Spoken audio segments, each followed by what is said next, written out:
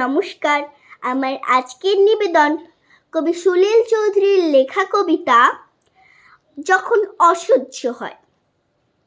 যখন অসহ্য হয়, শ্বাস রুদ্ধ হয়ে আসে, মনে হয় এইবার ফেটে যাবে দম। তখন আমার হয়ে শ্বাস ফেলে আমার কলম।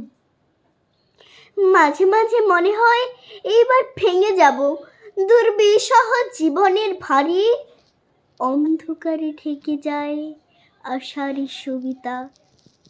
তখন খানিক ভারে নিজ কাঁধে তুলে নেয় আমারই কবিতা।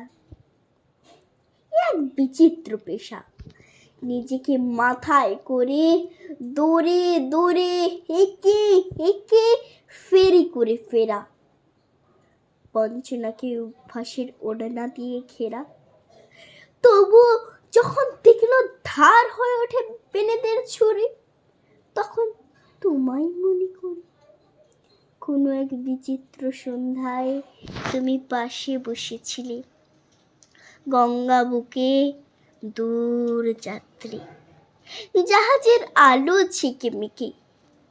মাঝে মাঝে ডেকেছিলে নাম হারা কোনো এক পাখি। তুমি কোনো কথা বলনি কো, হাতে হাত রেখে শুধু শূন্যে চেয়েছিলে। তবু তাকেই আদর করে মনে মনে প্রেম নামে ডেকে দুঃসাহসে বুক বেঁধে জীবনের হই মুখোমুখি।